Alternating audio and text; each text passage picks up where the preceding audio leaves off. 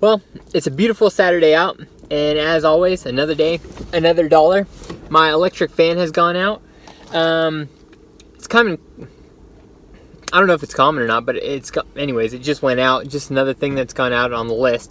I heard it making noises a while back. It was kind of making a grinding sound, and I wasn't quite sure what was making the noise until the fan went out. So I went ahead and just got a new one yesterday. Let me unbox it for you. This is the Murray FA70117. The thing about this is, though, the older Jeeps had this weird, funky, almost like a 5-star design looking fan. I'll show you after I take it out. But this one right here is the 97-01 Cherokee fan, which has a little bit of the S curved pattern fan blades. It's so nice outside today. I really want to film out, but the wind is really kicking today, so I'm going to film kind of at this different angle, so hopefully it works out. Okay, so comes with some packaging, and then here is the fan itself. See what I mentioned as far as the S blades? Now, the thing about this is, though, these fans, they fit in the same way. It just kind of sits in on the bottom. You just take out the 2 bolts up top, and then you pull it up and release it from there. Like I said, I'm hoping this has a much better fan draw. Hopefully it cools it off a little bit better. The thing about this is, though, I have read that this right here, the connection may be different. So what I may end up having to do, if it is different, I might have to cut off the old connector, splice it onto here, and then use the old connector to splice it in. But I think someone may have already done that. That's the first thing I'm gonna check out. Anyway, here's the new fan. We'll toss this in real quick. Upgrades. Hopefully it's an upgrade, but it's not something I want to be doing. Spending more money on things that break. I apologize for the wind. There's the old connector that's already in my Jeep, and then there's the new one. It actually looks like it's already been upgraded. This is set up to be on a switch, so this all runs back and is powered by this switch right here. So this is actually the on and off switch for the E-fan. It's not on a timer for the thermostat or anything like that. So I'm gonna go ahead and wire it in and see if it works first of all. Okay, so as expected, that is the old fan from the 87. That is the new fan from the 97 and 01 up. I thought maybe the plugs were the same, but this new one is not. It's got 2 little prongs inside there versus this one, which has 2 little circles. So what I'm gonna do is remove this one, and then splice this one onto here to make this one function. I am gonna go ahead and test fit this one in first, just to make sure it fits, but yeah. Here, listen. Yeah, this one's junk. I don't even know how long this one's even been working or not. But it was time. As I mentioned too, I hope this one actually pulls out more heat too. If this one wasn't working, that could be part of the heating issues as well. But we'll kind of see. Anyways, that's where we're at. I'm going to go test this one in just to make sure it fits first before I splice everything over, and then work on the splicing. Shouldn't be too long of a job though. Most of you guys probably already know how to splice wires and how to do this, but just for reference, for anybody who's new to this, so this is the old fan. I've cut the wires as close to this as possible so it gives me the most length.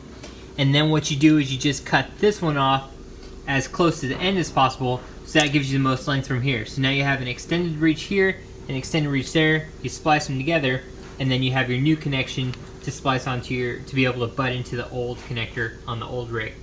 So one thing I am going to take note of is which wire goes where. Now it should be pretty obvious because we have a black wire which should be negative, and that should stay here. But as always, you just kind of want to make sure that everything jives with that.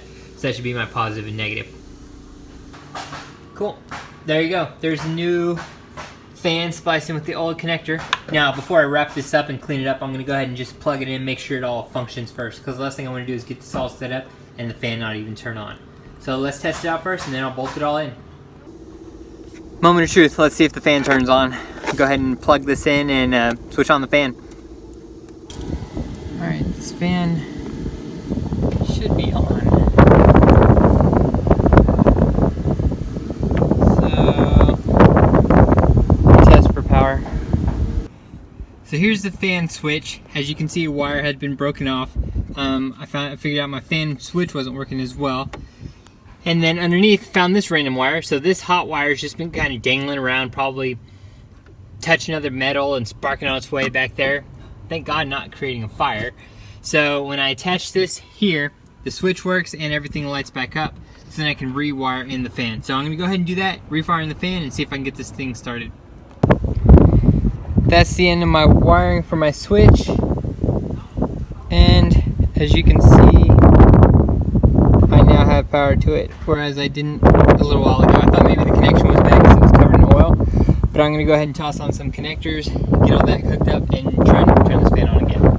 Okay, that's all spliced together right now. We'll wrap it again, like I said, after I test everything out. Should have power. Let's try and turn this on.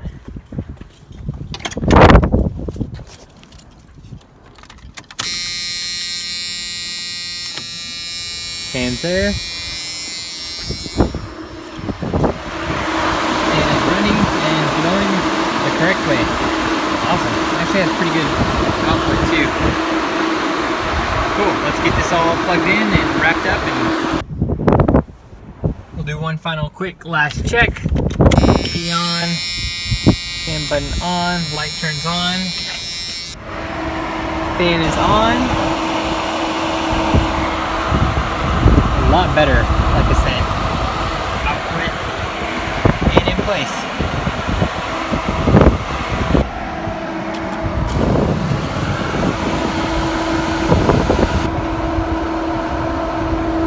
And there you go, that wraps that up. Really basic swap for anybody who needs to do that. Pretty much, it's like the most simple thing possible. It's really just two 10mm bolts up top, pull your fan out, unplug it, replace it. If it hadn't been for me upgrading it, I wouldn't even have to do the connector swap up top. So if you have an older rig and you do want to do the upgrade on the fan, if it's considered an upgrade, I consider one, even if it's just a little bit, then you'll have to do the connector swap.